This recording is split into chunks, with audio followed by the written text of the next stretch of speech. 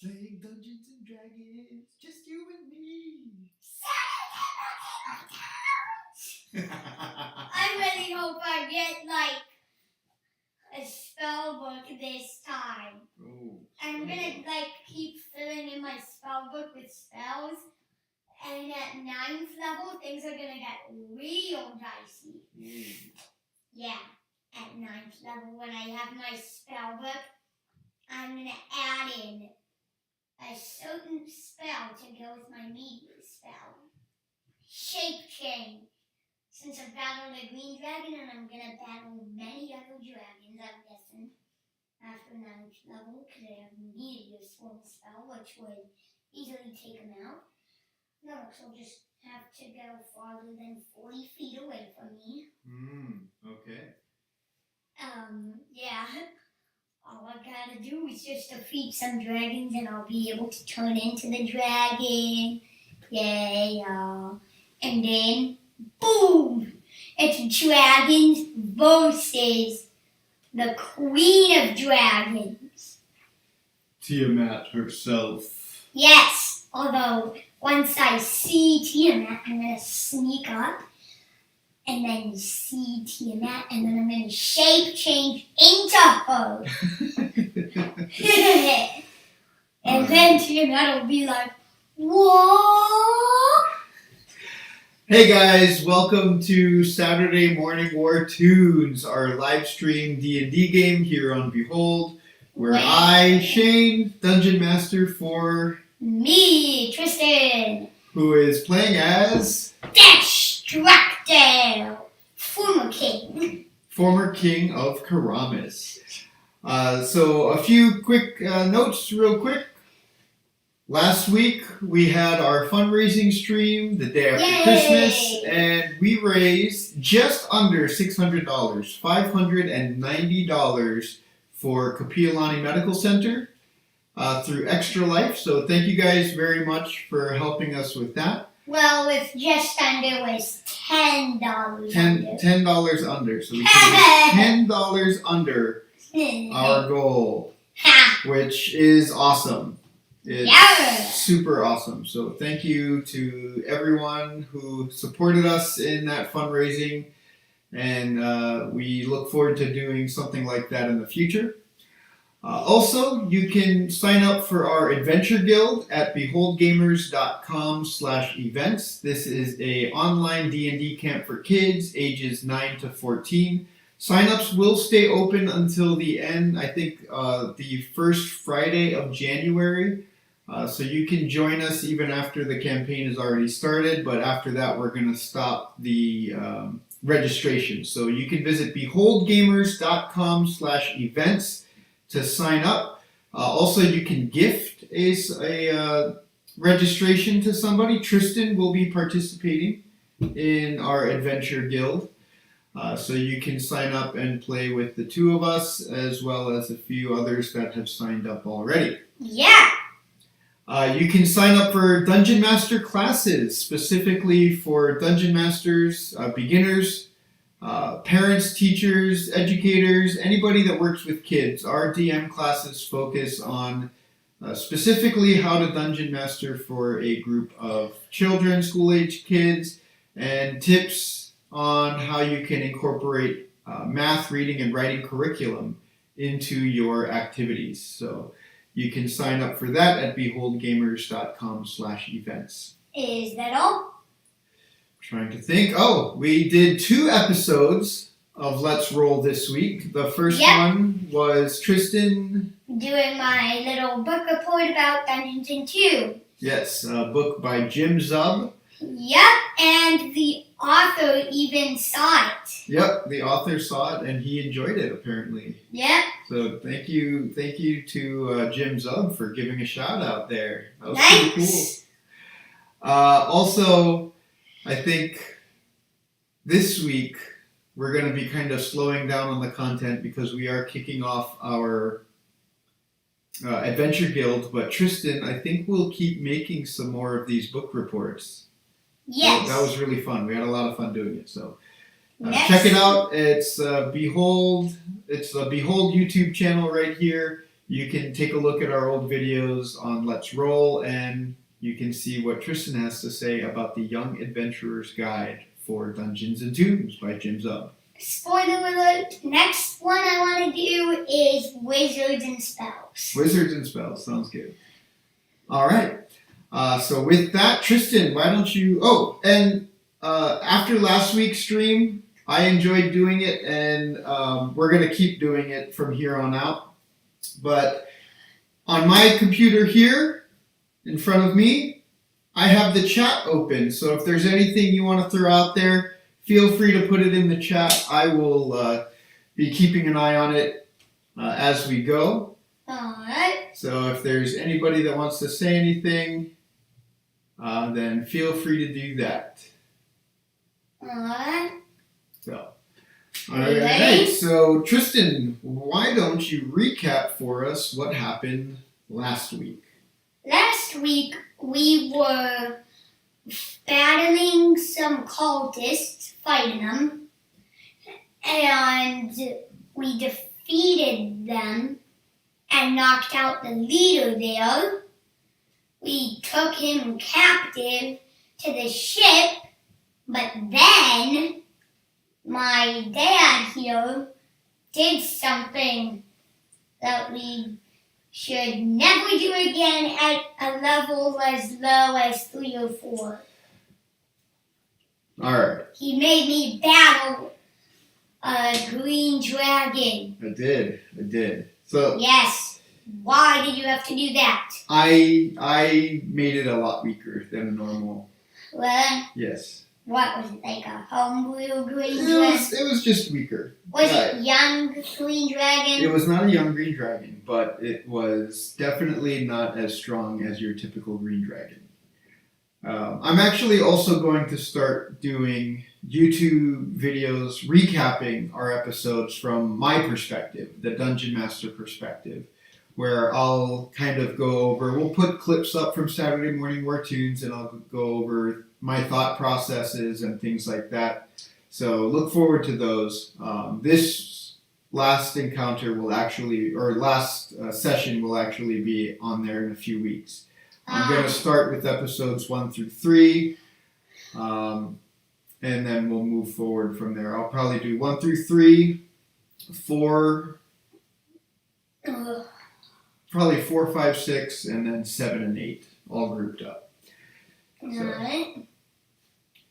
Now then, here's something I want to tell you. Well, Never make me fight an ancient dragon okay, until I'm at level 19 or 20. sure thing. You got it. All That's right. a lie, I know it.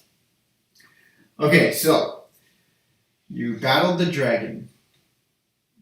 You defeated the dragon. Yes. Galax is unconscious. You Yes. chopped off the dragon's head Ah! after it said, I hacked it off. Tiamat will rise again. But then I just hacked its head off. And chopped its head off. So now there's a dead dragon. With A headless dead dragon. Yes. The head is just lying there in front of the dragon. Okay. And In a really mad expression. Galax is laying unconscious amongst the rubble of this flying ship. Is there any water? Captain Emmy is checking on her comrades. And you see Kaparkos is just searching through the wreckage of the ship. He's looking for something. Is there any water around the area? Now, you don't carry a water skin because you don't need water, but Galax has a pouch of water that he keeps for himself. Alright. I'll just take it off and then splash a bit of it on him. Okay. Make a medicine check for me. Medicine check. Yes. Huh. I might not be proficient, but I have a +3 on medicine checks. Awesome. So go ahead and make your medicine check. 6. 6. Wow. A 6 total. He A does- 3 plus a 3. Okay. He doesn't wake up from the splashing water. It's not enough to wake him up. So then I just start shaking him. And if that doesn't work, I'll get by his ear and say, Red Dragon.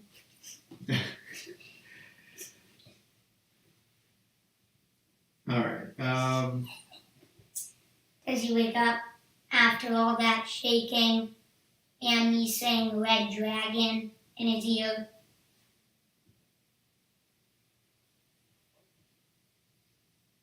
No. You need to make a death saving throw for him.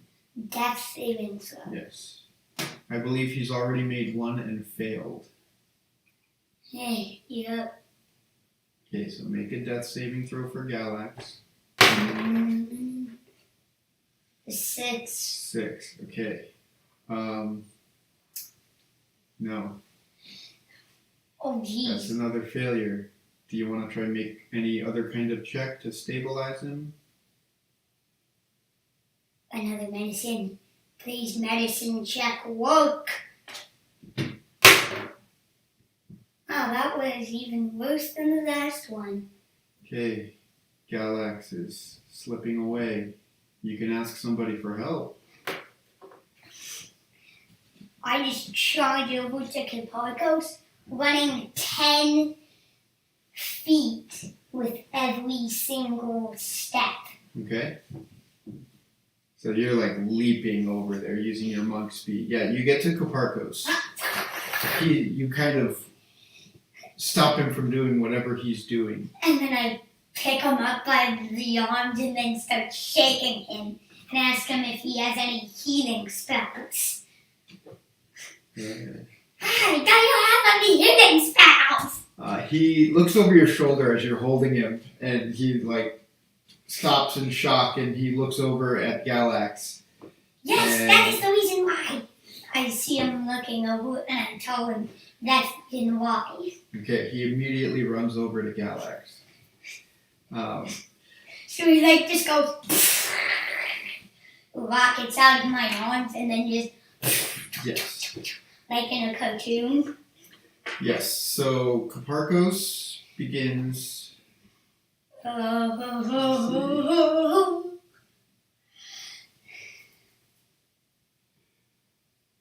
Alright.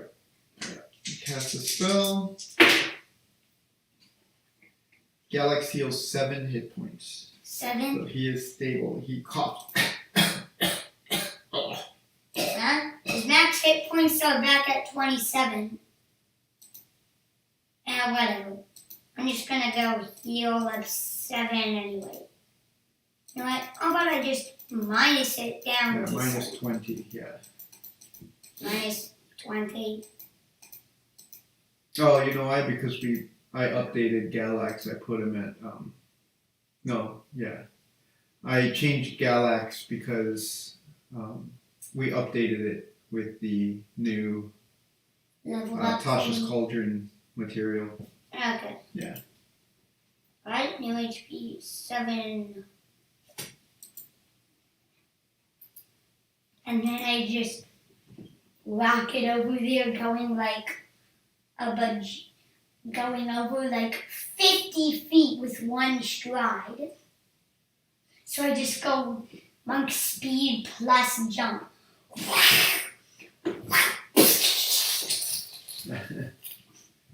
All right. So Galax is conscious, coughing, covered in poison, like poison liquid that's still on him. He's, wiping it off. Some of the magic is dissipating. You see the poison start to dissipate across his body as he's wiping it. He looks at his hands and that poison disappears. But then Koparkos immediately, okay, he's better, runs back to where he was and starts sifting through the wreckage some more. And then I just jump over there and ask him what the heck he's doing. Something I've got to find. It's in here somewhere. and then I stare at him. Okay. While you're Like standing, he's a weirdo. while you're standing there staring, you feel a tug on your side. Is my arm blade already out, or will I have to shame it out as I whip around? No, it's Galax on the side of you, and you see him pointing to Emmy. Mm. Emmy is carrying one of her colleagues. One of the kangaroo chickens is very limp. And then I grab Caparcos again, and then tell him that another person is hurt, and tell him to just heal him. Koparkos goes over and he rubs his hands together, puts his hands over the body. As Emmy is still holding this figure, and you just see him shake his head. The other figure that was on the ground, the other Kenku deckhand, is there laying on the side, conscious now, holding his side, obviously in pain. I just walk over to The other Kenku that was still up and about, along with Emmy, goes over to him and is helping hold him up and tend to him a little bit. But Emmy just looks distraught. I just grab this Caparcos guy, whichever one he is, and then I just toss him over there, telling him that he knows what he got to do to that guy. Okay, so Caparcos is able to cast one more spell. But after this, he tells you, this is the last that I can do. But he casts this healing spell.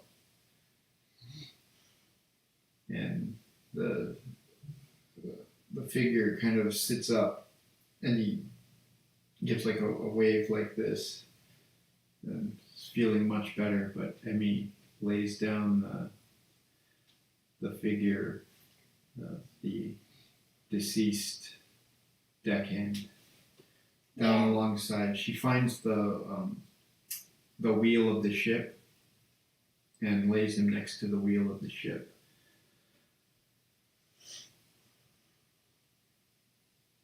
And Emmy just sits there cross-legged, not moving.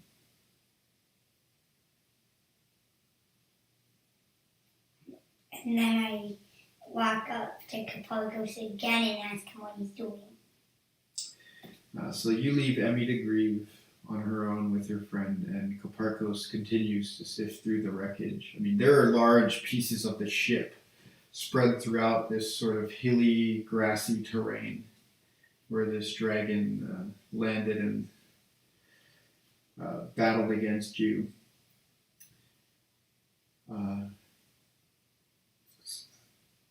Something I need. You can do an investigation check. It's a box. He describes a wooden box with a steel clasps that hold it shut. He says that the hinges are inside, so it would just look like a wooden crate with no signs of anything on the outside. Investigation check. Okay. Coming right up. Yeah, go ahead and. Why did it have to be investigation? 13 total. 13? Okay. So you begin looking through the area, and eventually it takes you about an hour for you and Caparcos together. Would I have found it anyway, even if I got a low roll? Yeah. Although it would have just taken me a long, long time. No, it could have definitely been overlooked, but you eventually find it after about an hour. Galax in that time sits with the other Kenku that was injured, and they sort of start putting together a camp. They kind of move further away from where the dragon is laying dead and move back to where the ship first crashed, because it kind of crashed and then pieces of it scattered along as it dragged along the grass. And so they kind of move over to where the ship first crashed. Before it just went. Yeah. Well, And remember, you and Galax were holding onto the balloon section on the ropes, and so you guys landed farther away, and that's where the dragon ended up.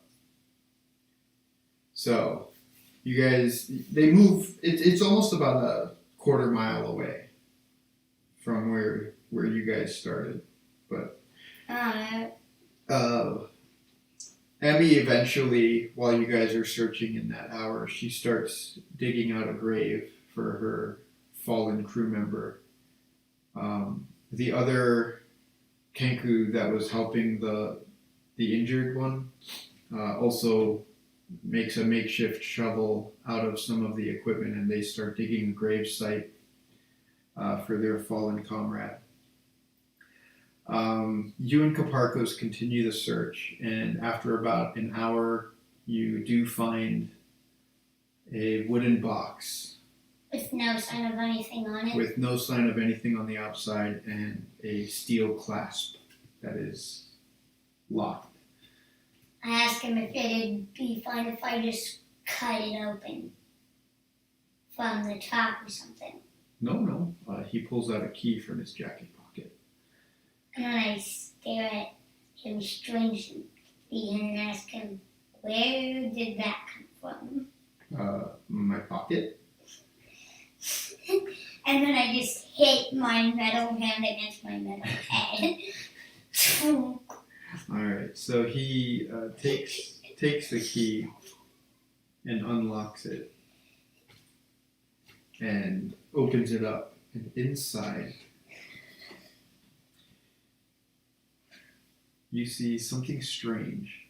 It is a long metal tube with a wooden handle at the end that kind of juts down at an angle. There's some sort of weird metal piece that comes out at the bottom, and there is the tube can actually separate off from the metal handle.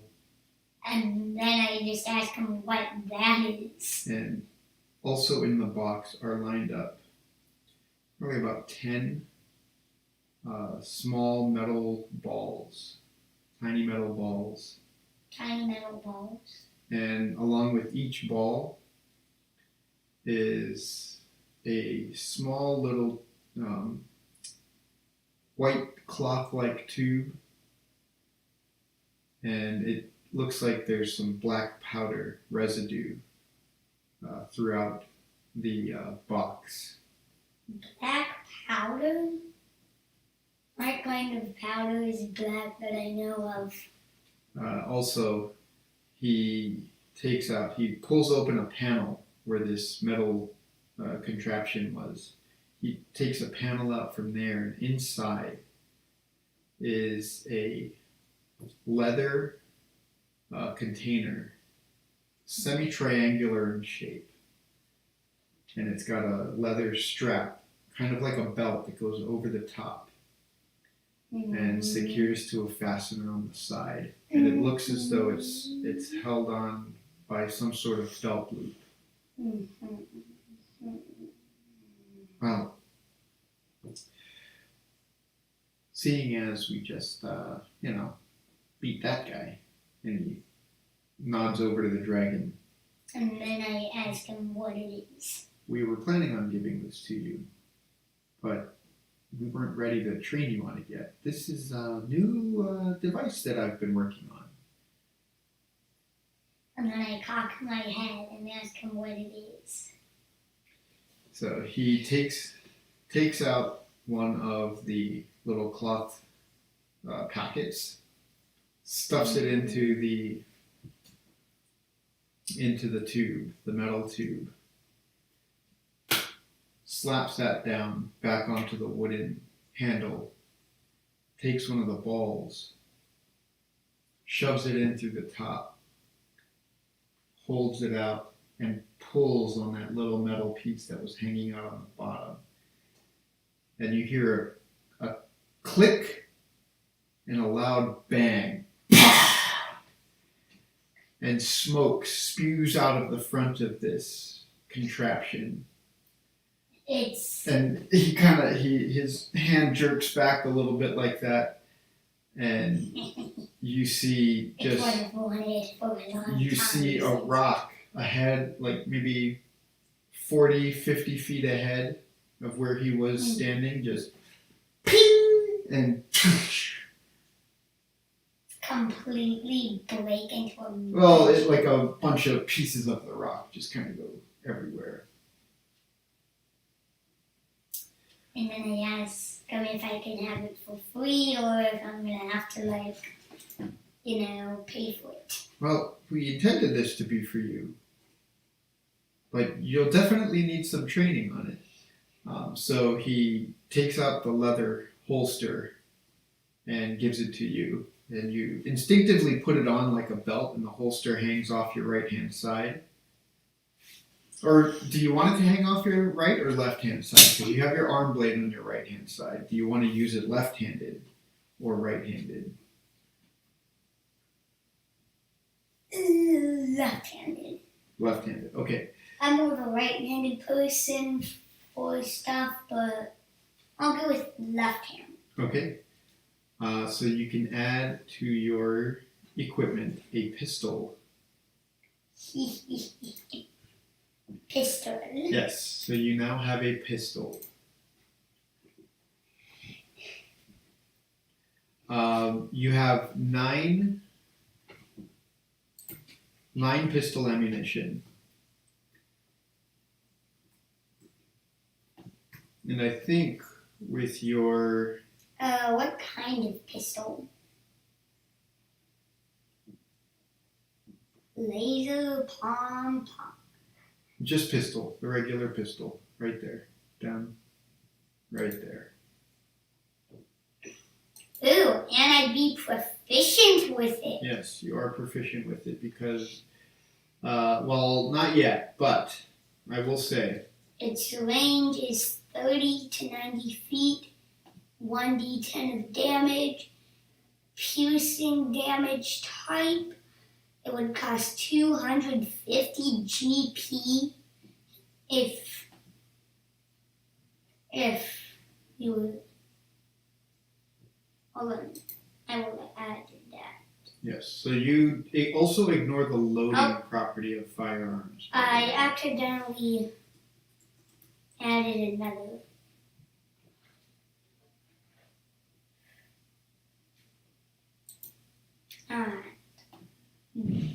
I accidentally added another, remove one, and there we go. Equip. Alright. And pistol right there. So you can reload. Okay, so here's the thing. So you and Koparkos spend the rest of the day. He trains you on this weapon. Nice. In that training, you end up using all of the ammunition and the powder. Yes. But with the level up, you took the feat gunner, and you are now proficient with this weapon after several hours of training for the rest of the day.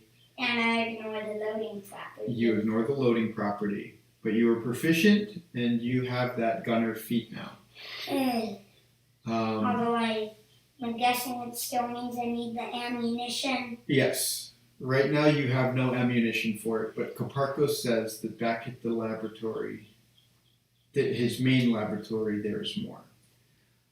Also, during the conversations you have with Koparkos during the training, you find out that there are actually 5 Koparkos, one of which you know is dead.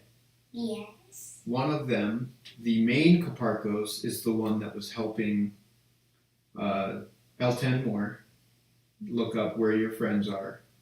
Okay, so that means this is the fake one, I'm guessing? This is one of the others.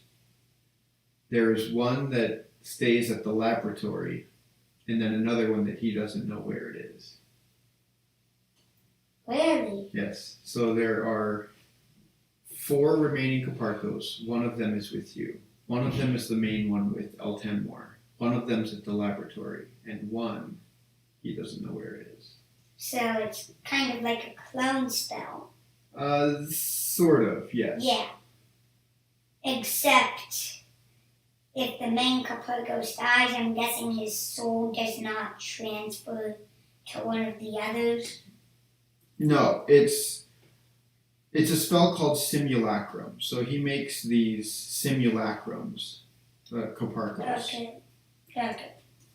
I thought it'd be cool if it was clown. Yeah. You could literally hire your own self to help you, the real you. Basically, what a simulacrum does is it creates another version of yourself that is not as strong or powerful as you. But it still has its own mind and personality. Yes. Although it's kind of the same as you. Yes. Although it just wanders around wherever. Mm-hmm.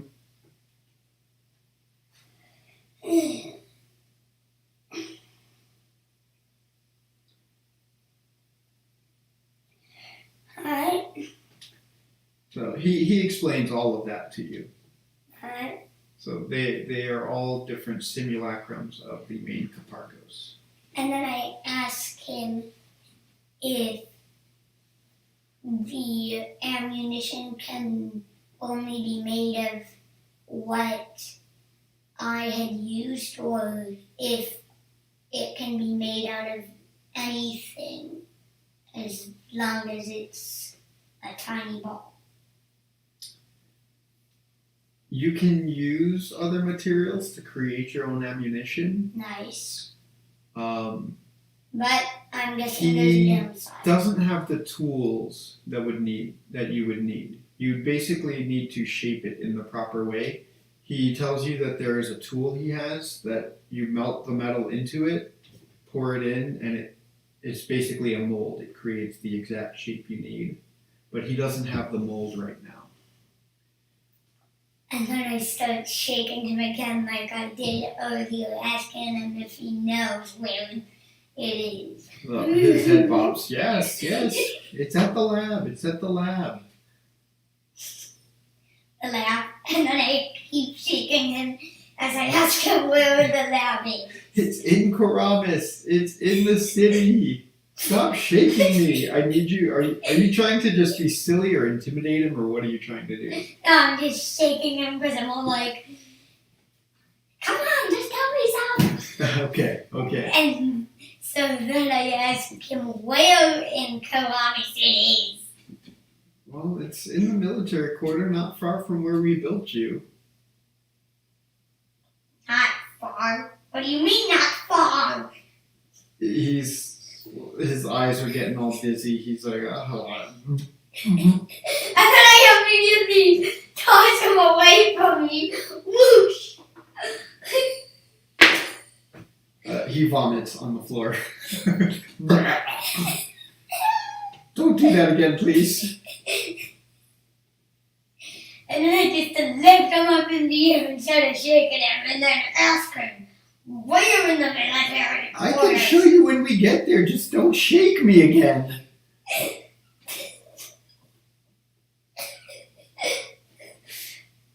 And then I ask him if he even knows when we'll get there. And Well, I mean, walking from here, we're probably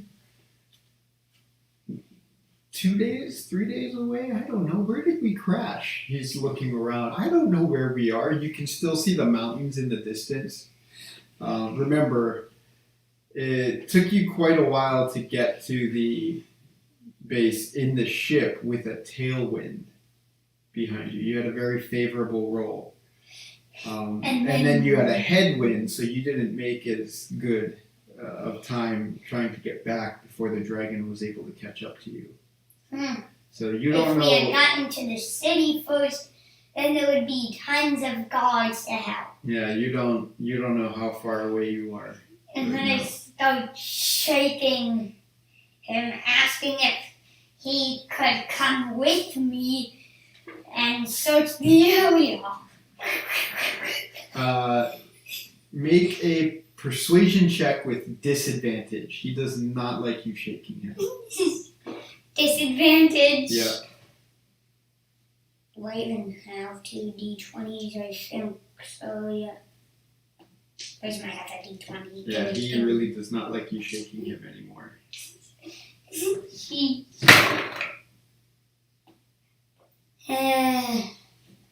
10 to total. No, Really? he is rather upset with you now. I should take that back. And he looks at the gun. And then I set him on the ground. And then shake my own blade in his face. Make an intimidation check. Intimidation. Remember, you're lawful good though. I And know. he's an ally and you're threatening him. So there's going to be some blowback from this. But make your check with disadvantage. You should have told me the disadvantage thing before I rolled. Roll one more. Roll it again. Yeah. 19 and whatever. Fine. 7. 7. Okay. So he looks at you and his eyes get very, very tense on you. It's like, you don't threaten me like that. I'm your friend. And then I just shing You my shouldn't arm. be doing this to me. And then I just shing my arm blade back in my arm. And then you just grab the pistol. Pistol! Okay. And I just tell them that I'm still keeping this. Okay.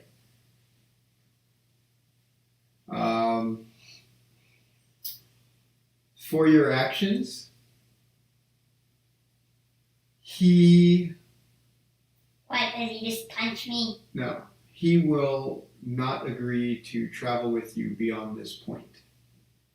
Because you were shaking him and threatening him, he was going to be willing to be a second ally of yours. You would have had access to a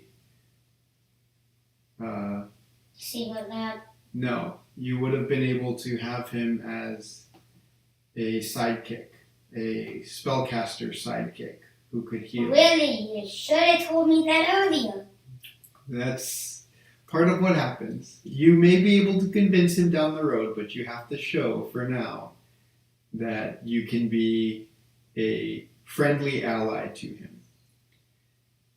So that is what will happen for now. So do not threaten your friends. Ah. Okay. Do not get too crazy with your friends and allies. He did nothing to hurt you. You shook him violently. He didn't appreciate that. I gave you a warning, right? I told you he didn't like it. Okay. It's alright. You'll get a chance maybe to convince him. He already helped you with the pistol. But you need to prove that you're sorry to him. Okay? Sound good? Ah. Okay.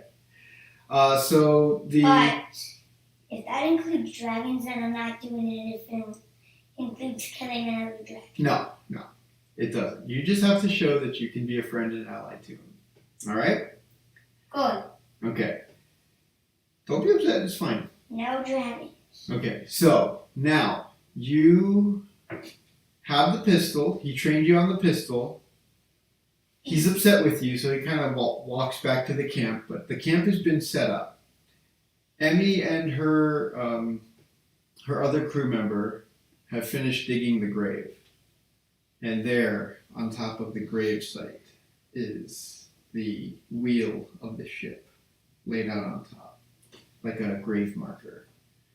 They've covered it with stones.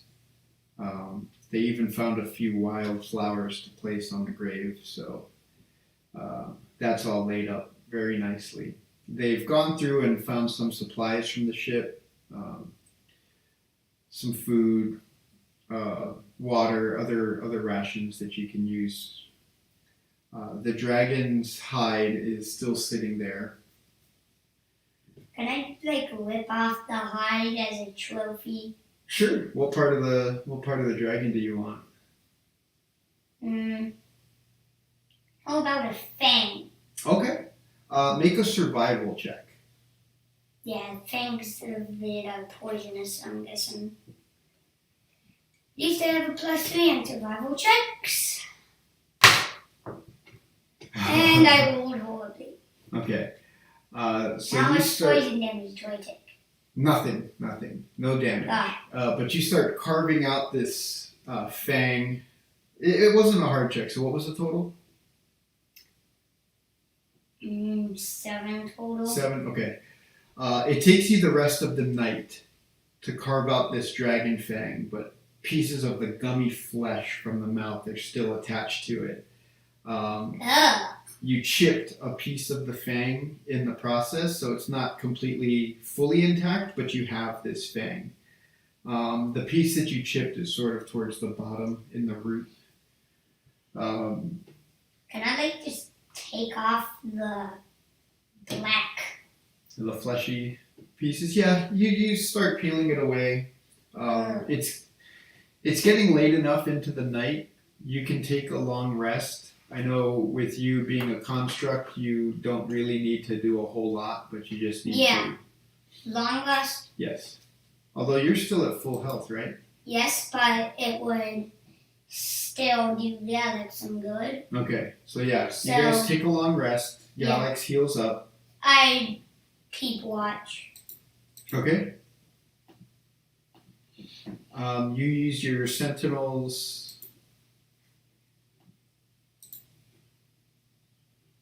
What is it called? Your sentinels.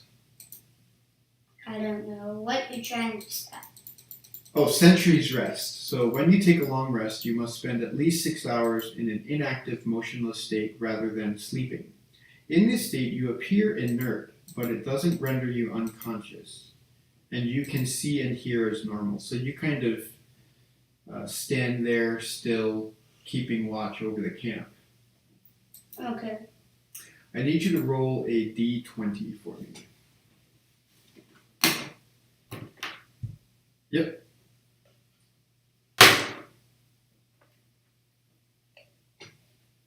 Wow. What was it? 5? Okay. In the night. Let's see here. Oh, it's such a low roll. In the night, you begin to see a storm in the distance near the mountains. Lightning flashes go. After about 3 hours,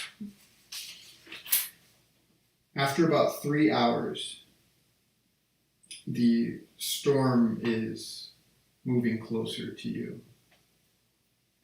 The winds begin to pick up and it starts to rain. And you start to hear the rumble of lightning coming nearer to your camp. The others begin to wake up. As they hear the storm, you see them stirring in their sleep. There's not really a tent covering that they were able to get up in time. But the storm comes and it's pelting you guys with rain. A lot of the things that you guys had set up for your camp, sleeping blankets and everything like that, they start to gather up. They move under part of the hull of the ship, which is now creaking in the wind. But this storm is very violent.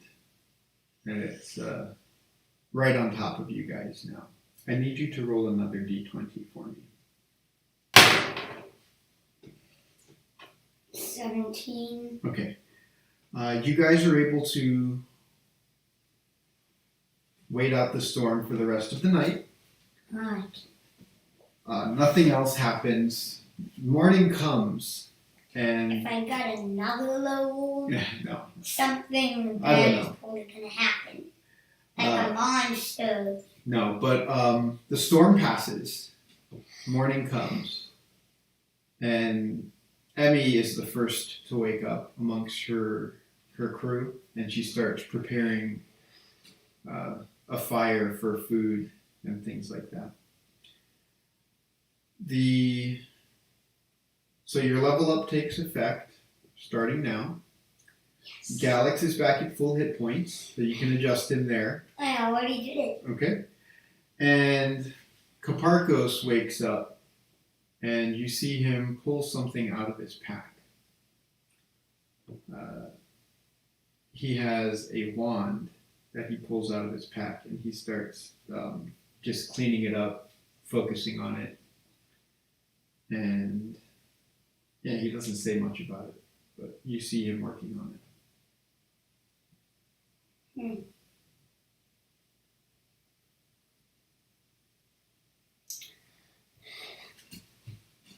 Well, then I'm just gonna go wind it off. Okay. What are you looking for? Are you taking Galax with you or just you? Galax with me. Okay. So you and Galax. I'm just looking for something to fight like a skeleton. Okay. So you kind of wander off. There is some wildlife living in the area. You see birds, eagles flying overhead. A group of crows has started to descend into the area around the dragon. Crows? Yeah. Well, that dragon's probably Or gonna... the vultures, rather. Sorry, vultures. Yeah, vultures. So you see the vultures kind of circling overhead, many of them coming down on the ground, hopping closer and closer to the dragon hide. They're starting to pick it apart. Yeah, tell me the rest. I know what vultures do Okay. to dead things. How far do you want to wander? I don't know. Maybe about a mile or so. A mile, kind of a mile out? Yeah. Are there any woods around? Not any densely wooded areas. Yeah, but I just mean like woods that are kind of dark. They're gonna have skeletons and stuff to live in. No, nothing that close to where you are. Alright, I just go to a forest, most likely where a minor, but kind of where a minor monster would be. Alright, so either make a perception, investigation, or survival check while you're scouting this area. Let's see which one is best. I think perception would be best for you.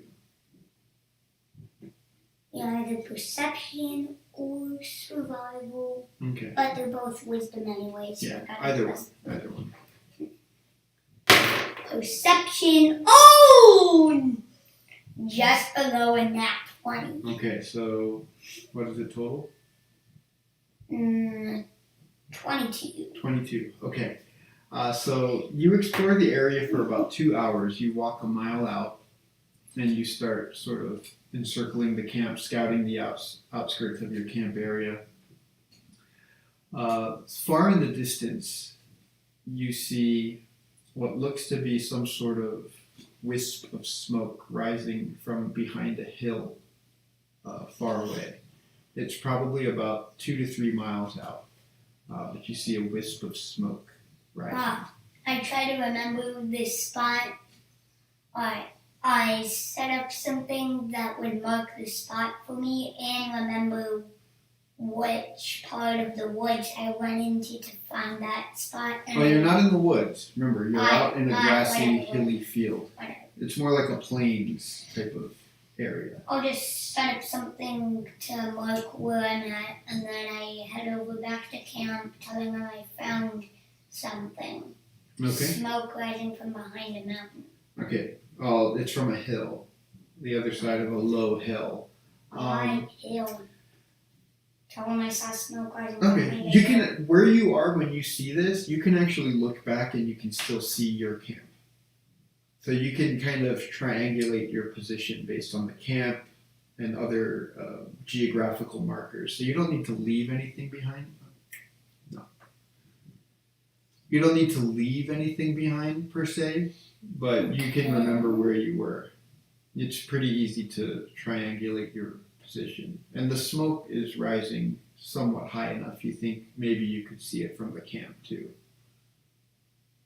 Alright. It's like a white wisp of smoke sort of going up into the air.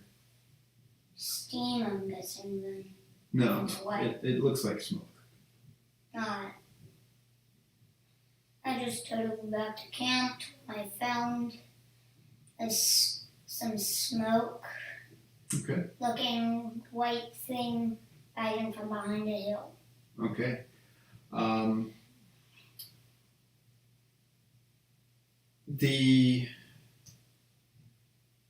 All of the Kenku look like they're ready to be moved. the one that got healed by Caparcos, is looking much better. So you have 3 Kenku left. Caparcos, you, and Galax. They agree to pack up the camp they have. They have some food they share with Galax, so Galax doesn't need any rations to be used or anything like that. But they won't be able to move a lot of the supplies from the ship that are here. A lot of it are bulky rations, supplies, things like that. They can pack up what they need for maybe a week's travel.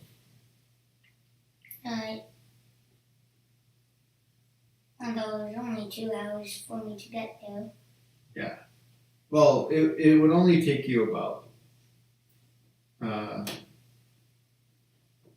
It would probably take you about an hour or hour and a half to get to where the source of this smoke is, based on a best estimate, if you're walking. Yeah. So I head over there in an hour and a half later.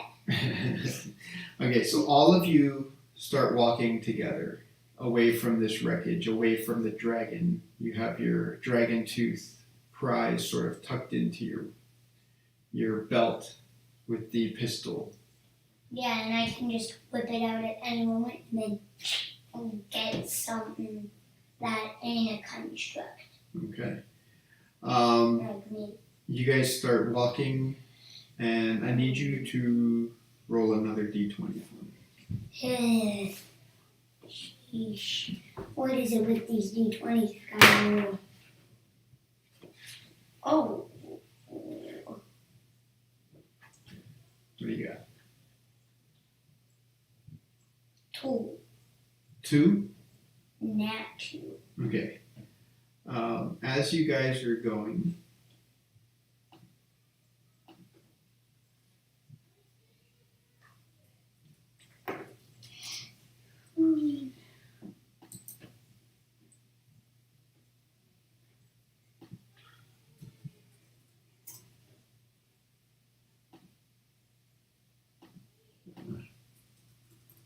all right. As you guys are walking,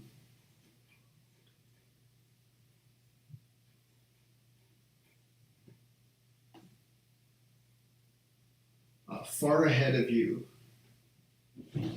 you see a group of ravens sort of hovering around this dead tree.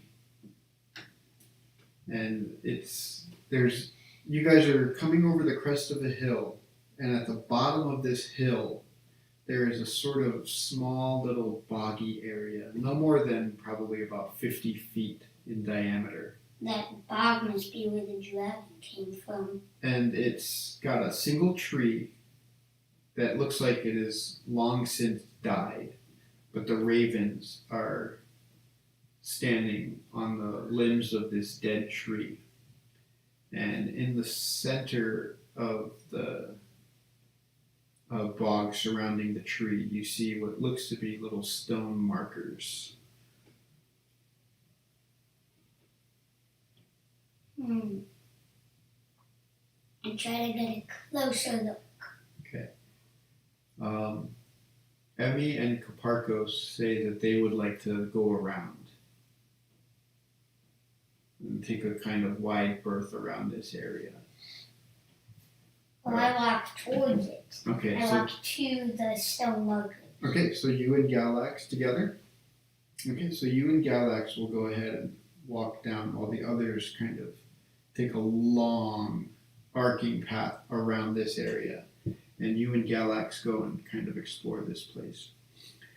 So as you get closer, you smell this just decaying scent of rot and death.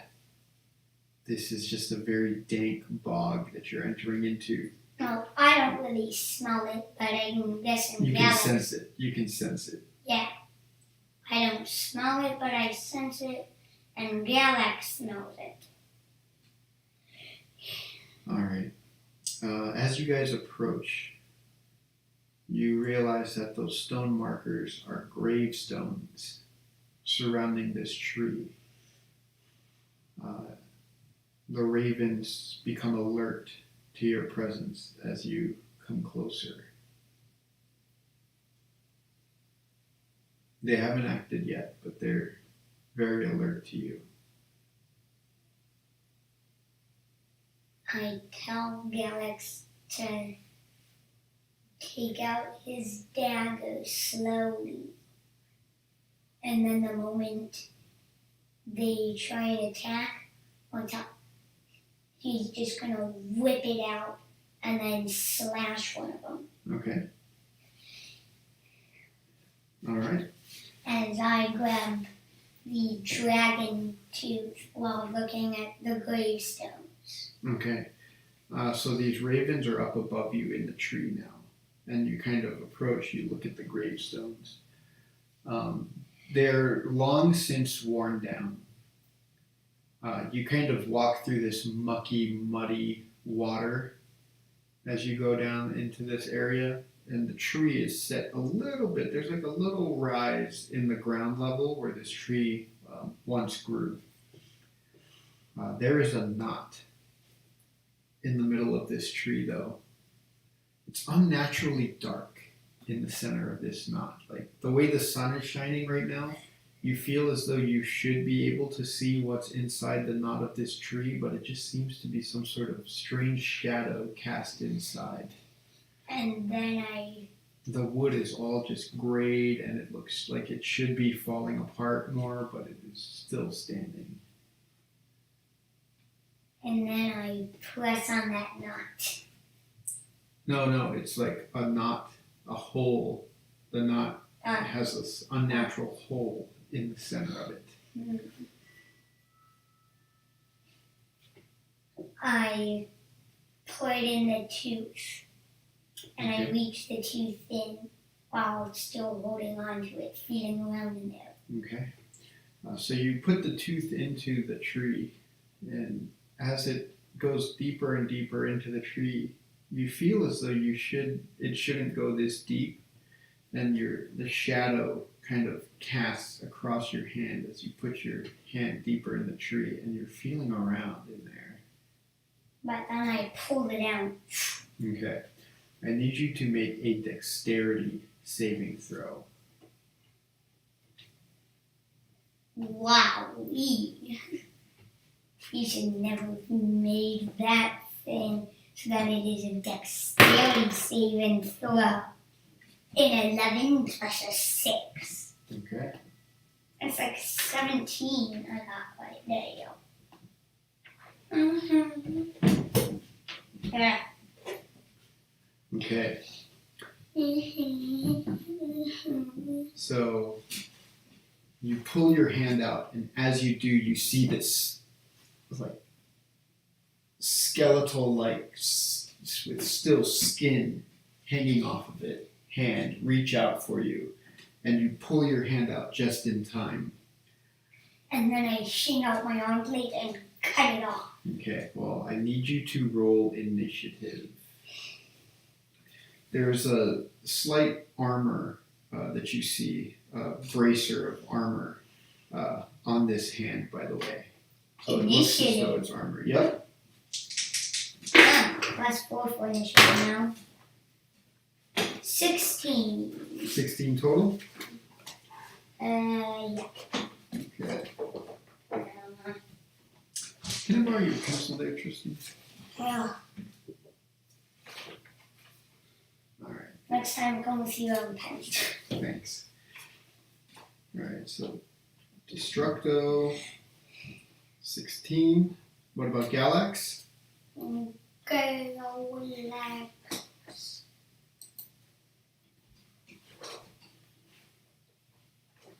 Galax. 15 plus 4.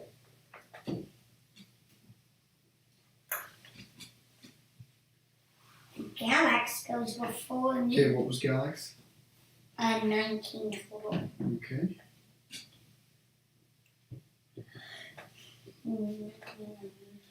Alright,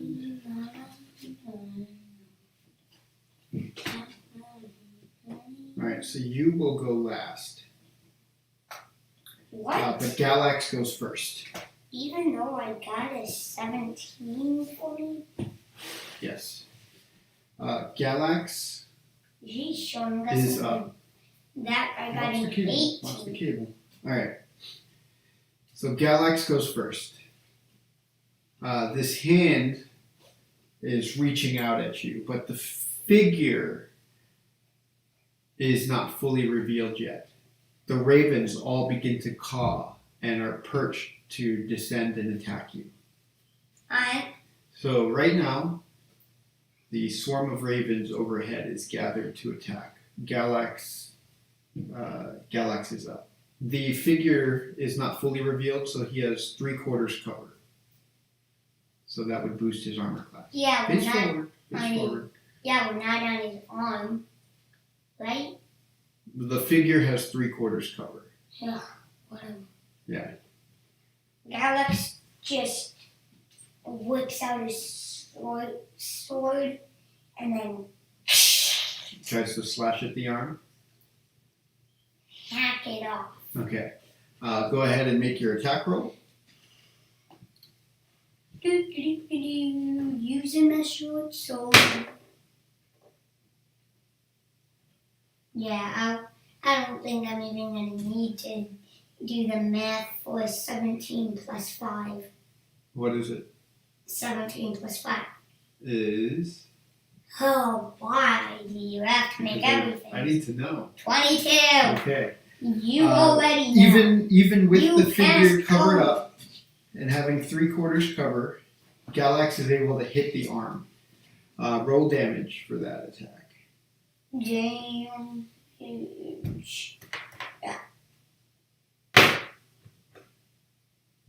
9 damage. 9. Okay. Is the arm hacked off? No.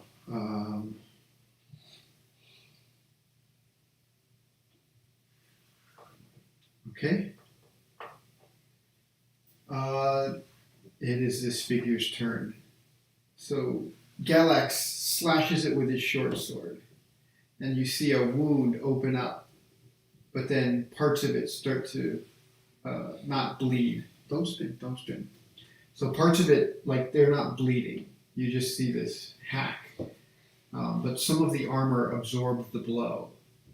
And now you see the shadow of the knot in that tree sort of open up.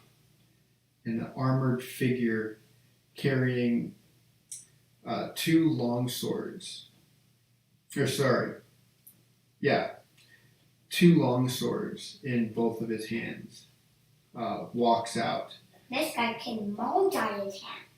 So he comes out, is wearing a full suit of armor, but rather than being made of metal or anything, it's made of skeleton bones, like skeletal armor.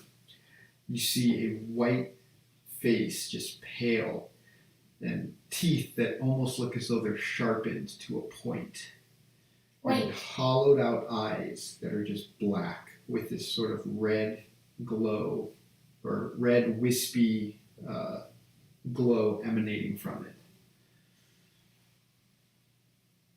I think it's some sort of vampire or something. It's something. Well, at the end of this, I want you to either tell me or show me what this is. Okay. At the end of this episode. Alright. Sit still. It is going to try to make an attack against you.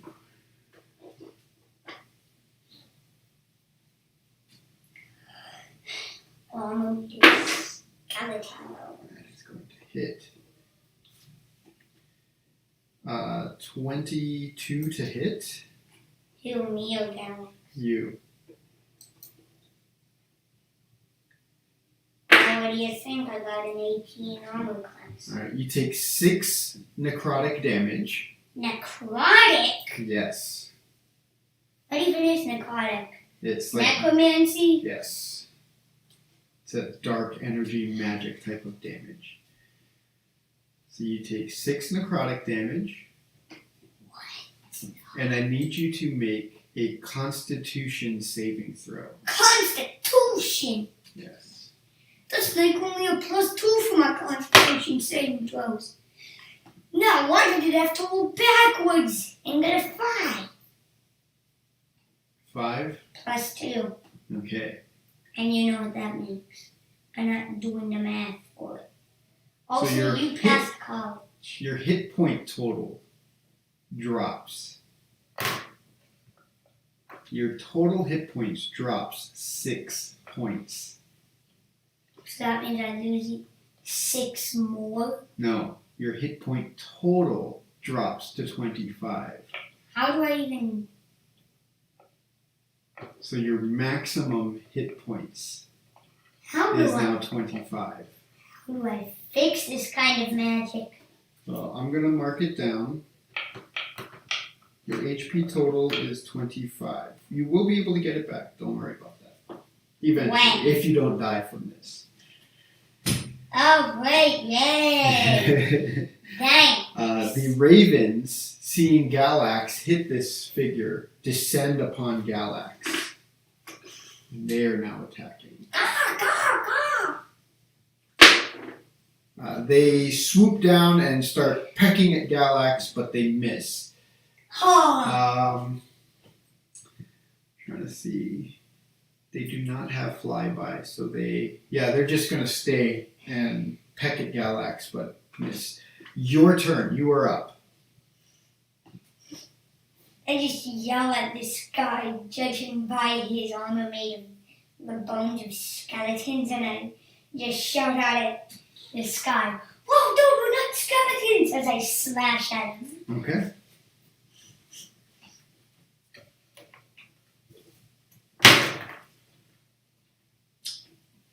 And I believe that is 21 total. That will hit. And this is your Armblade Scimitar? Yes. Okay. So your Armblade Scimitar, go ahead and roll your damage for it. You're going to be dealing a lot more damage now. Ooh! Nice. 10 damage. 10 damage? Okay. 10 damage total. I got a +4 damage. Because it's a martial weapon.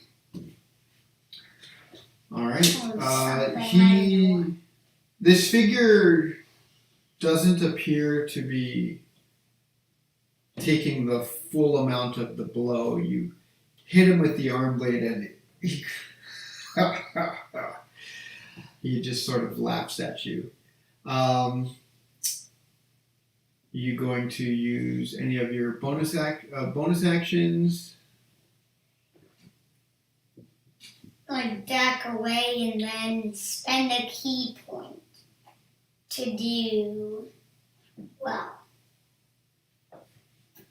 By the way, remember Galax's ability, he can give you advantage by using the help bonus action. Oh, Don't that's right. forget that. I'll make him do the help action too.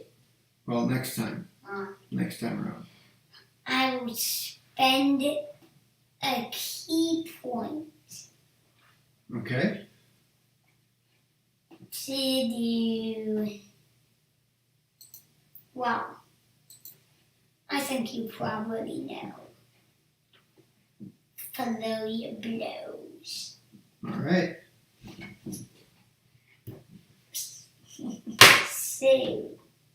So you spend 1 key point using Flurry of Blows. Yes, and I get a 7 total for my first one. Okay, that is a miss.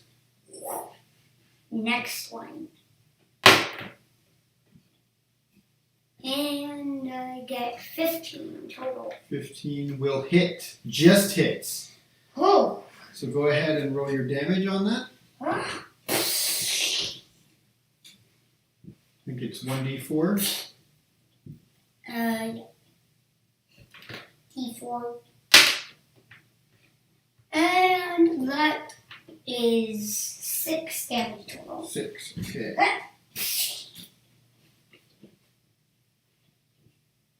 Okay. He shakes off a lot of that damage again. Oh. And it is back to Galax. Alex just slashes his short sword at all the crows since they're all surrounding him. Okay. I'm guessing they would have disadvantage if they tried to dodge. No, they're not. Yeah, they're not trying to do that. So go ahead and roll your attack. Oh, not 20! Okay.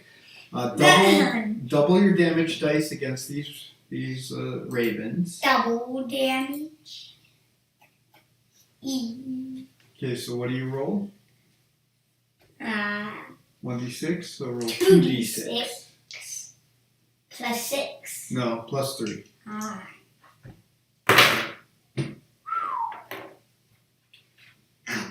That has gotta hurt for again. Okay. While the crows drop. Wow! Mama mia, that's like Okay. 11 They're damage. still up. They're still up.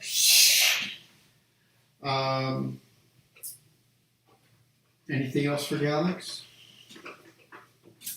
Help action. Help. Helping you against the armor main- figure? yeah. Okay. The main guy. So Galax is helping you against that. Yeesh. Um, If this thing starts turning into a Mortal's Phoenix Rising then I don't know what the heck I'd do. Although no Nemean lions until I actually defeat the Nemean lion in Mortal's Phoenix Rising. So this figure fully steps out of the shadows of the tree now, and you see immediately with the sunlight, it seems as though it's What? it doesn't enjoy it. Doesn't seem to enjoy it, eh? So it tries to reach at you again, but it misses. Doesn't seem to enjoy sunlight. I'm guessing it's either a vampire lord or a vampire spawn. Doesn't appear to be a vampire. What? No. But vampires are like the only thing I know of that. The ravens still going after Galax. Miss. They. Is it a zombie? No. It is your turn. The ravens are still pecking at you guys, at Galax, but now it is your turn. And then I shing my arm blade back in, and then I shing it out Okay. right at this guy's face. Well, so your arm blade, because it rotates out of your arm, it doesn't just shoot out like that. You trigger the rotation aspect of it, so like the hinge that it's on sort of spins around, so you use that to attack. So it's almost like a lawnmower blade as it slides across. Okay? Make your attack roll with advantage. Advantage. Yep. Because he's in the sunlight. Well, no, because Galax is helping you. Alright. Well, total is a 20. 20? Okay, that hits. Yes, I know it is. I think the total was a 22, actually. No, I have a plus. Oh, yeah. You're right. 22. No. So go ahead and roll your damage. It's 1d6 plus 4. 5 damage. 5 damage, okay.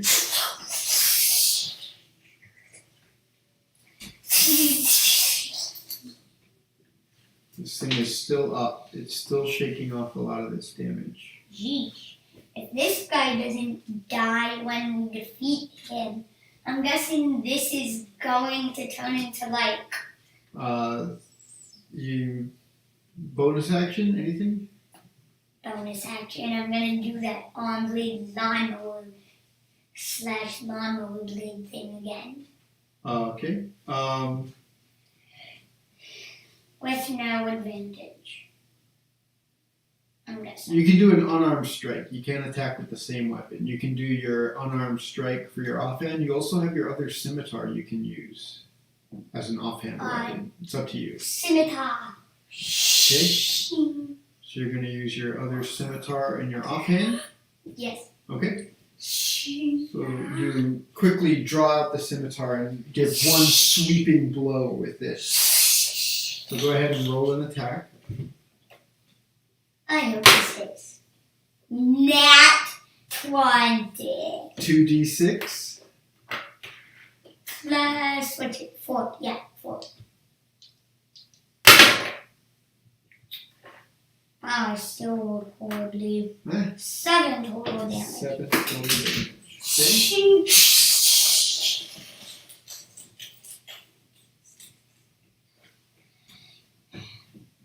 All right. Let's see.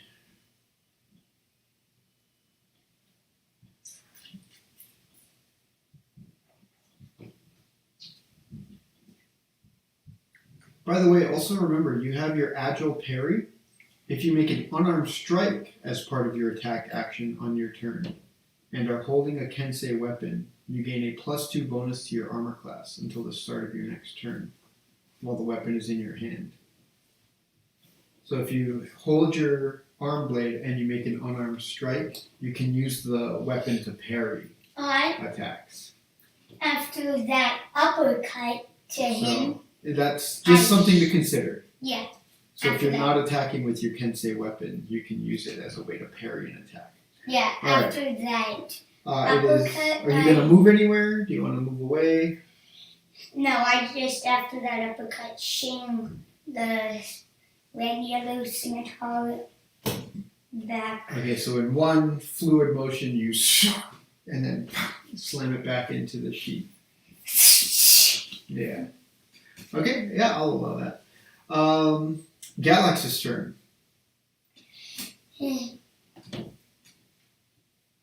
Galax, just strike those clothes with your short sword. What the heck is this thing?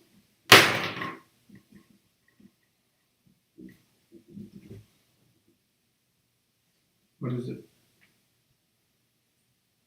Well, if I have a strike, it's a 10, and that does not hit. It does not. Because if I just hit with a 15, a little earlier. Well, he was going after the Ravens or the other guy? Ravens.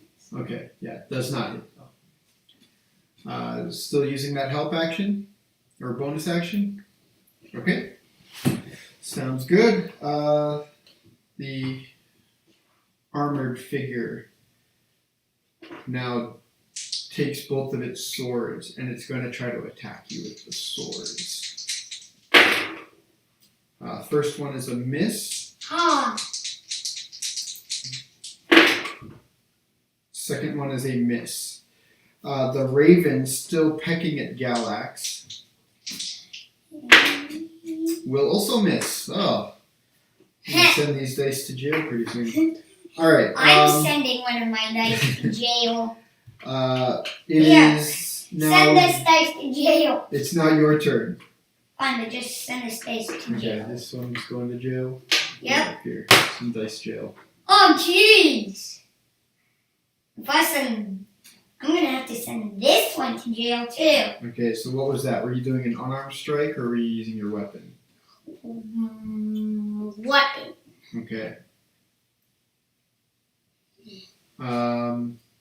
So that's a miss. Are you going to use your bonus action?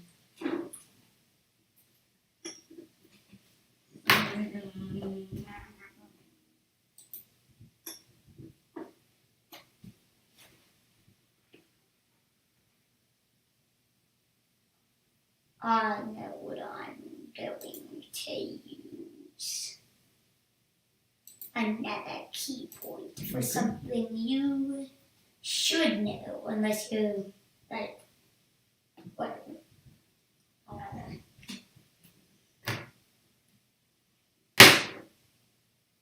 16 16 total, and I believe that hits. That will hit. Yep. 1d4 plus 4, I believe. That is true. Okay. Go ahead and roll your damage. Oh wait, I should have rolled twice Well, roll your first one. for my. Roll your first attack on it. Just 1d4. 1d4. Alright. No, I'm just gonna go with the gold one. Give me a 4. Fine. Don't do that again, though. So 8 damage total? Yes. Okay. This figure is still looking quite healthy. Well, as healthy as an undead creature can look. But I'm make dead. your What? next attack. Your other. If it's not a vampire or a zombie or a skeleton, what the heck is this thing? I'll show you when we're done. Go ahead and make your other unarmed strike attack. I really wish I should have said Oh, D20, sound D20. right now. You gotta make your attack roll.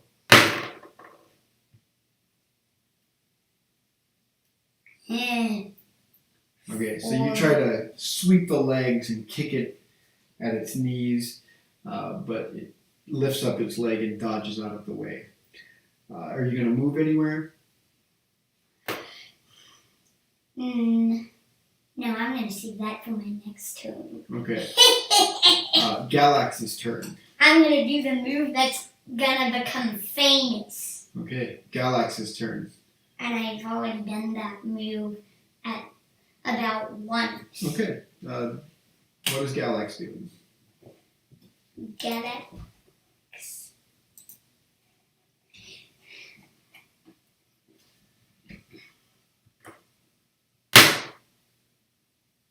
With a short sword? Against the ravens? Yeah, okay. A 7 plus 5. You passed college. I ain't doing the math. You know the math. Do the math. No. 7 plus 5 is... Well, Okay. That will not hit. Just misses. Just misses the ravens. Right. So the ravens are just under. Or at 12. Their armor class is 12. Damn. Ties go to the defender. What? Yep. Is that even a rule? Yep, that is. Then I think it's like the worst rule. It is what it is. Is he still using I that think help ties- bonus action? Okay, so I he's think still helping ties you. should against- just be half cover for the defender. No. All Alright, Well, maybe they so- just got a chance to do a saving. this figure goes to reach out a hand at you again. But don't I get to make a dex saving throw? Not yet. So, yeah, that'll miss. Okay. Huzzah! Huzzah! Huzzah! Huzzah! La la la!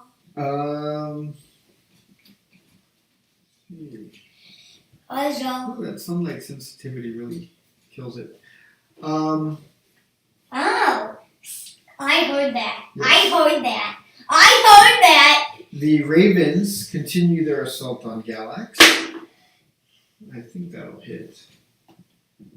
20 to hit. What do you think? That 20s always lead to no good. Well, no, just 20 to hit. Well, even if it wasn't a nat 20, still it leads to no good. He takes 3 piercing damage. 3 damage to name, so will you? No. And it is back to you. Your turn again. Would it take one entire action to flip over his head and then slash him back, and as a bonus action, unarmed strike him? Or would Wait, what are you trying to do? I'm trying to do the thing I did with the dragon, except this guy is more of a... Oh, grapple it? No, I'm gonna try and flip over its head and then BAM! Strike it. Okay. Make me an acrobatics check. Acrobatics, baby! Yeah, I love this move. I get +6 on acrobatics. Okay. Oh! It's in the house. Okay. Are you going to use your arm blade to attack, or are you doing the unarmed strike? Because remember, I pointed out to you that you can increase your armor class by 2 if you do your unarmed strikes and keep the weapon available. Yeah. So your armor class would be up to 20, basically. I'll flip over his head and then slam the back of his back. And does that send him falling down into the sunlight? You're going to try to kick him or punch him, or? I don't know. Either a kick or a punch. You know what? I'll go with kick. Okay. With both legs. All right. So you grab a branch overhead and you swing over his head, and on the swing back, you try to kick him into the sunlight even further. Make an attack roll. Like to hit or... Yes. Make an attack roll with your dexterity bonus. Dexterity modifier. +6. +6.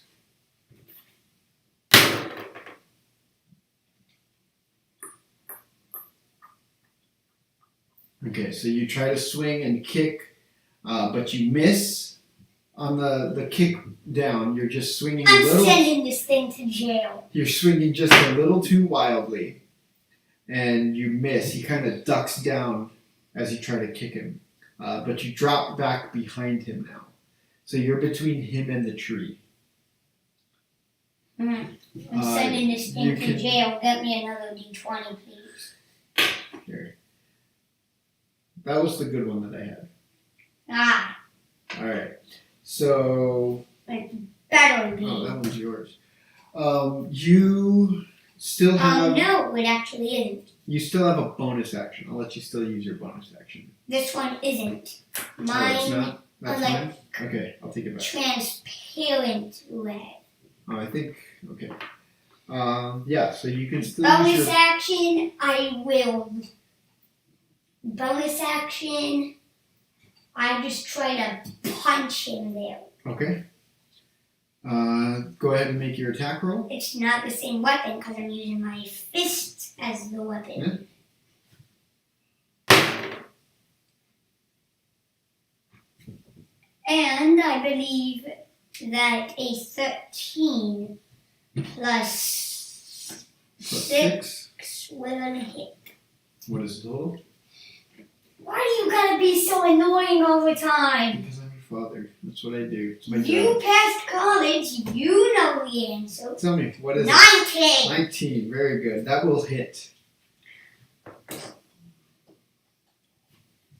With this damage, better go into the sunlight. When I'm flying in there. 6 damage total. Okay. I'm just flying to the sunlight. You know what? After this battle, I want to see what this thing is. So now this figure. Does he go into the sunlight? Oh, he's already in the sunlight. He's been in the sunlight. Well, does he get farther in?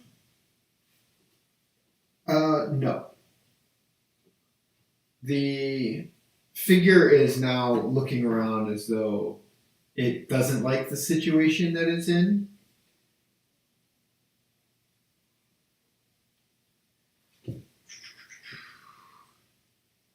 So what? Does it go like...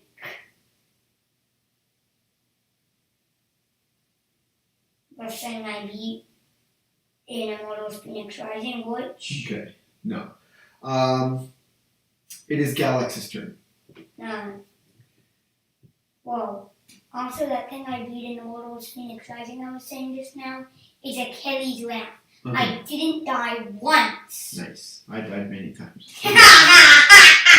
Yeah, he died many times.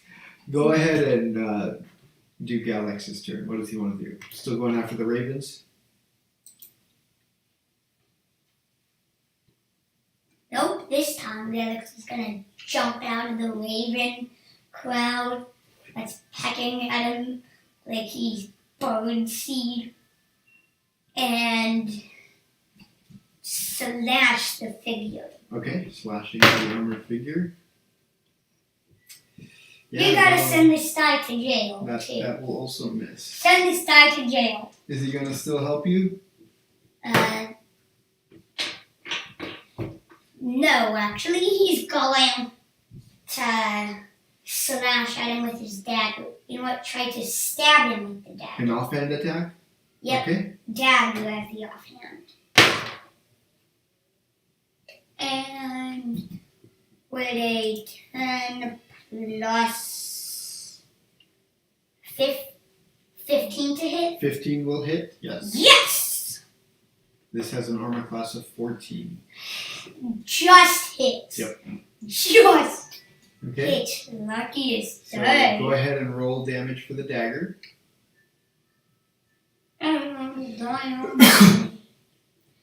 Is it?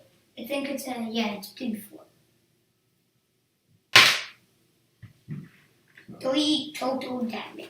Okay. Plus 3, so 6 total damage. Okay. Does he get stabbed? It hits him in the thigh, so Galax cuts his thigh a little bit. Does he flinch even a little? Nope. Sheesh. This guy is so much like Achilles' wrath. This figure now sort of jumps in the air and tries to slash at you with its sword. Oh, these are dice there. What am I talking about? I need another d20. I think I'm gonna need your lucky d20. Okay, that is a miss, and I'm gonna it need your slashes with its sword again.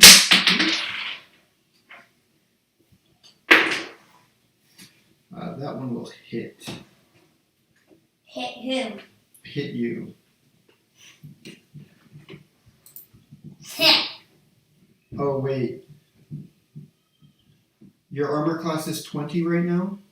Because you didn't use your weapon? What? Did you get a 19? I got a 19. I rolled a natural 20 and a natural 15. Wait, you had disadvantage because you were in the sunlight? Mm-hmm. If I had gone with what fell on the ground, it was a 19, it would have hit. Okay, both attacks miss. It is the Ravens. With Galax moving their attention, the Ravens decide that they want to start attacking you now. Well, it's a good thing I'm made of metal. And they miss. Yeah, Okay. well, even though since I'm made of metal, it would have hurt their beaks. Yeah, well, they're pecking at all your soft spots. Ow. But they miss. They were trying to. And I guess I could just reach down. And I guess I could just punch them. It is your turn. But because you and Galax are side by side, he doesn't get an opportunity attack. But your turn. What do you want to do? I'm going to do what I tried to do earlier. Except this time there is no treatment. Okay. I flip over his head and then... Well, you're already on the other side of him. Yeah, but I'll flip over his head again and then... Use your unarmed attack. Try to kick him. Because if you flip over him again and try to kick him, he'll go back in towards the shadowy tree. You know Right what? now, Never you're mind. blocking him from- Mind. Right now, you're blocking him from getting into that spot. Did you even hear me? Yeah. I don't know how many times I said it. So you can try to push him to knock him prone in the sunlight if you would like. Or you could just do your standard attack. If you push him, he won't take damage. I'll grapple him. I'll grab him by the neck. And then I'll toss him.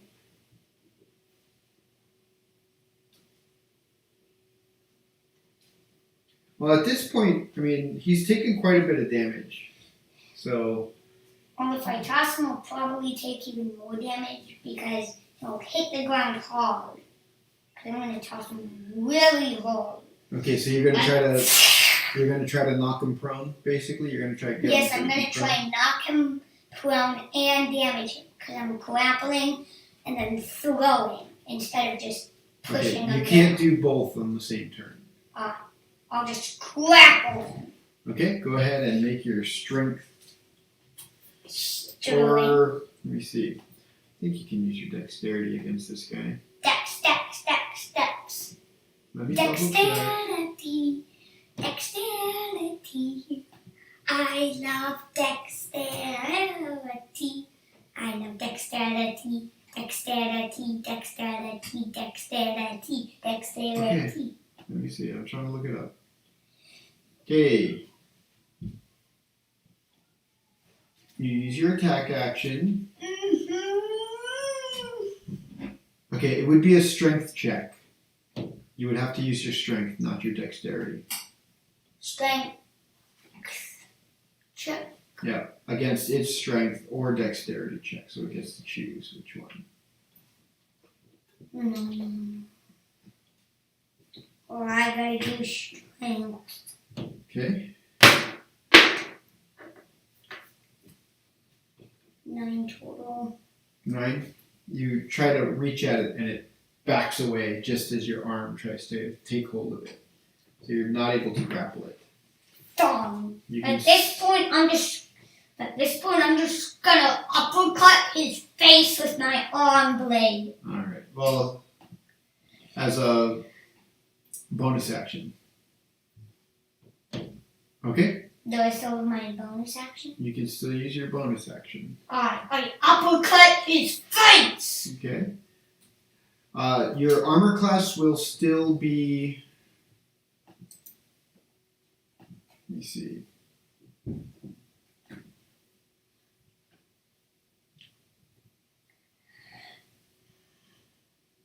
Double check this.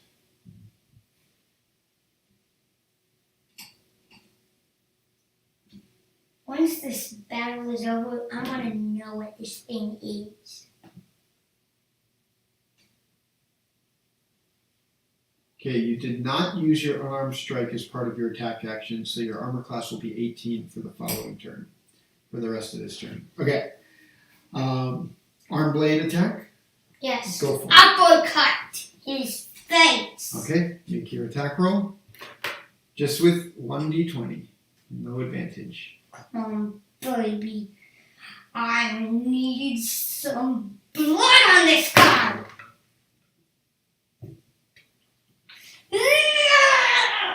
Another one going to dice jail? Let's see. We're gonna run out of d20 here. You can have the purple die. Okay. This gotta be your luckiest star. I don't know. Link, I think, broke my luckiest die. Okay. What? Galax's turn. What does Galax want to do?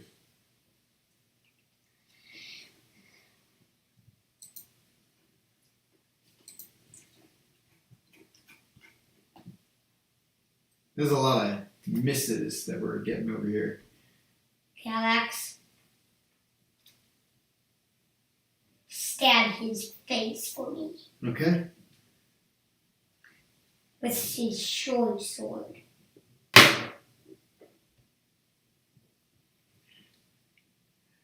Well, no dice jail for that one yet. I saw what it was. It was an 8 plus a 4. Yeah, that won't hit. This figure, once again, is going to try to attack.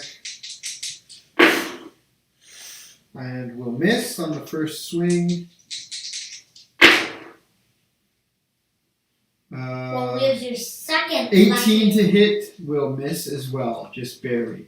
Where's your second luckiest die? Did he break it too? There you go. That's the best one I got. The ravens now are pecking at you. Nat 20. Ba-ba-boom.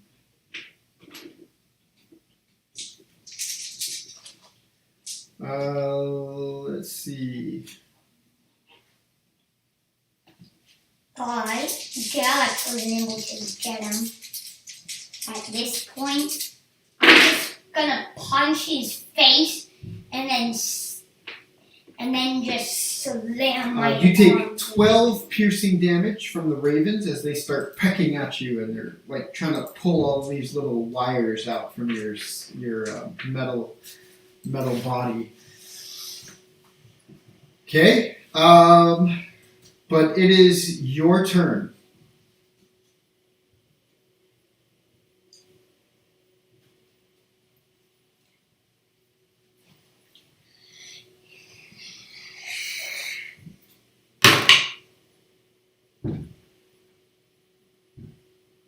Did Galax take the help bonus action? No, but Okay. I guess you wouldn't even have needed to anyways. Because I got this. 19, natural 19. Yes. Okay, that'll hit. Are you using your unarmed strike or your scimitar? Scimitar. Okay, go ahead and roll your damage with your scimitar.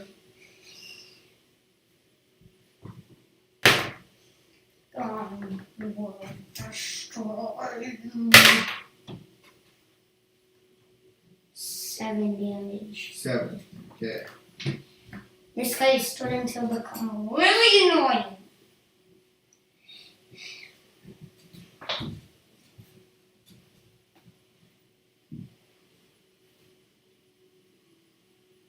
I want him dead. If he escapes before I'm able to kill this guy, I'm gonna Alright. place a bounty on his head. What do you want to do? Say it. The last blow. The last blow. He's dead.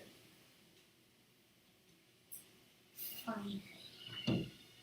You take your arm blade, slash him across the chest. You see pieces of the bone armor spraying everywhere as a big gash in the center and this dark, shadowy energy sort of pours out of him.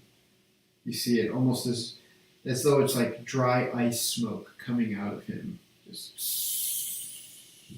And you see immediately his face withers to a corpse-like appearance as he drops to the ground.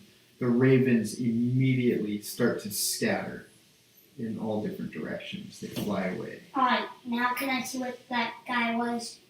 Yes. I finished the battle. From now on. And look at his damage resistances. Necrotic, bludgeoning, piercing, select. From non-magical attacks that aren't silvered. What does silvery mean? So you can silver a weapon. It costs some money to silver a weapon, but it basically... How much did it cost? We'll talk about that later. Have a seat, have a seat. Oh, what? So Tristan was facing a white just now. I wanted to see Right. how this combat would go. I also put it at the basically minimum damage. Have a seat, have a seat. I put it at just slightly above the minimum amount of hit points that it has. But it used its life drain attack. It hit once while it was still inside the shadow of the tree. But once it stepped out is when its sunlight sensitivity triggered.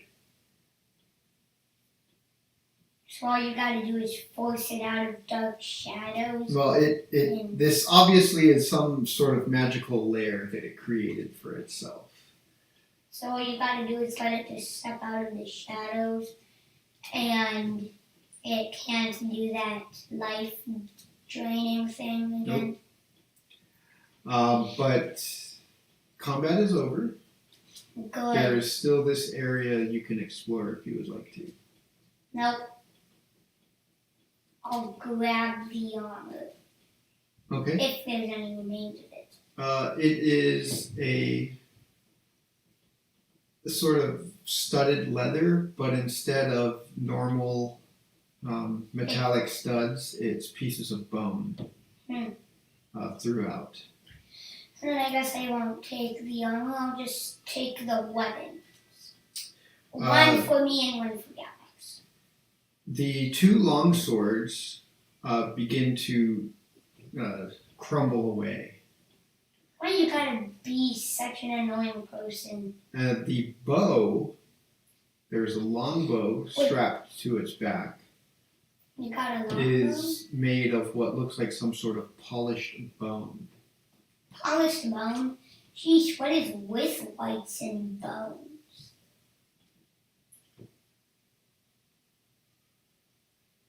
I'll grab the bow and then take it and then show the bow to them, telling them what had happened. I mean my allies. Okay, so you meet back up with them.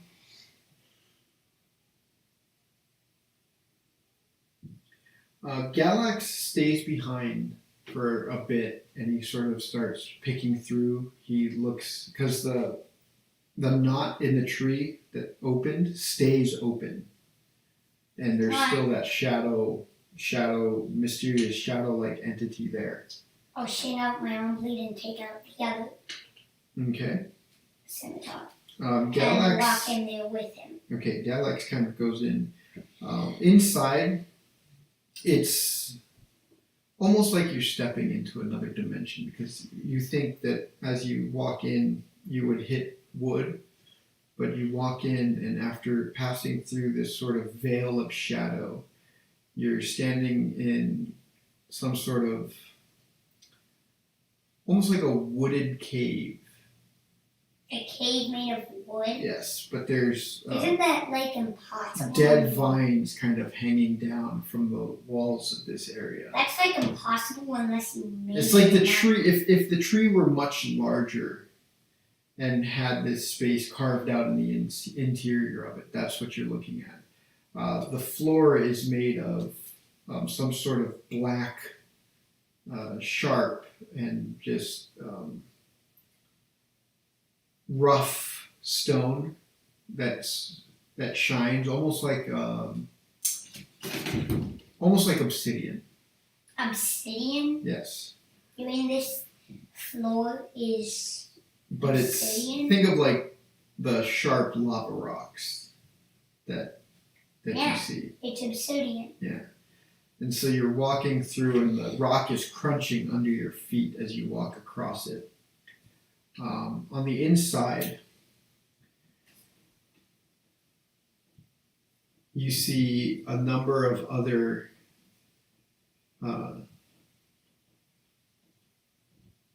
undead creatures that are chained to the wall. Zombies, basically.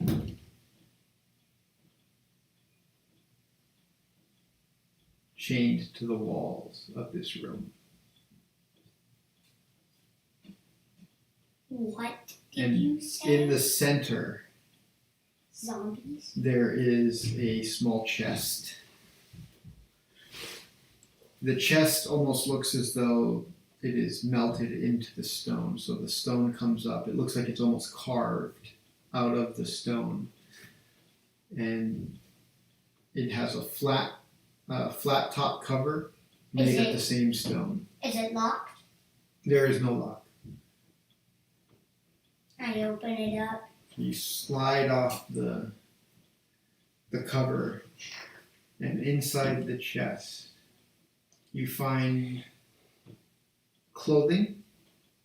It looks like some sort of farmer's clothing. You find 2 paintings. One of them of a ship in stormy seas. You can write this down. I'm not going to write it down. Okay. A ship in stormy seas. And the other looks like some sort of portrait of a female figure. You also find a leather-bound journal I take the journal Okay. and start reading. The paintings, by the way, are rolled up. The canvas is rolled up. I take the paintings, the journal, and yeah. Okay. And finally, at the bottom, you find the hilt of some sort of sword. Is there no blade? No blade, just the hilt. No blade? No blade, no blade, no blade, no blade. No blade. Could I be excused for a second to grab one of my books? No, it's not that. Aw, it's not even one of the minor versions of it? No.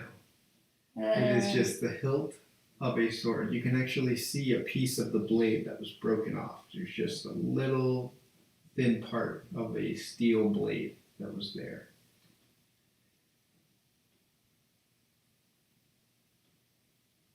I thought I told you that I wanted to go to the castle Ravenloft. Why did you have to make it so that it's not one of the minor versions of the sun sword? It's not. But it is something that is cool. You mean? But that is what you find. So 2 paintings, a journal, some clothing, and the hilt of a sword. You are so mean. I know. I'm gonna get back at you for this in some way. Like maybe going onto your profile and messing up your game on Immortals Phoenix Rising. How would you like that? That would not be good for you. Alright, so Why would you do write down this? the treasure. Go ahead and write down your treasure. You have 2 paintings. Where's mine? Oh, I have it. 2 paintings.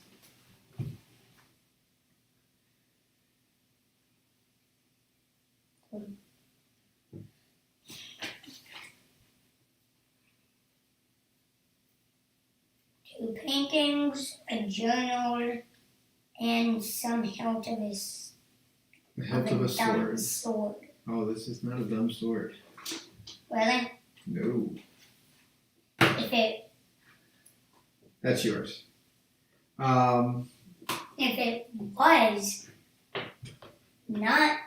was not a dumb sword, then it would probably be either the sun sword or sun blade. You'll have to find out. You can find out probably next week. You're going to have to find a way to identify this thing. 2 paintings, A journal. boring sword hilt. I wouldn't say that. I can make it boring if you want me to. You're at the beginning of a new adventure. Fine, but I'm still calling it boring right now because I don't know what it is. Okay, And it's not a sun blade. so boring sword hilt.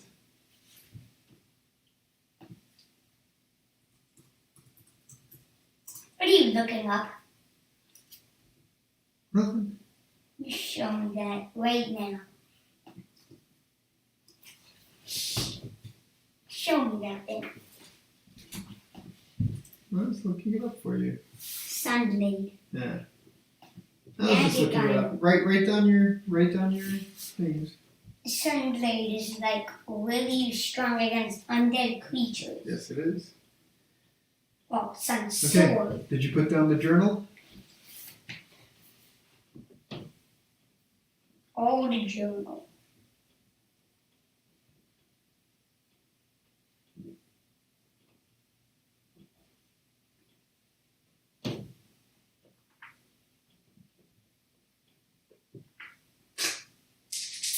And why are you rolling? You also find 11 gold pieces. Um, Okay. Old journal. Also boring.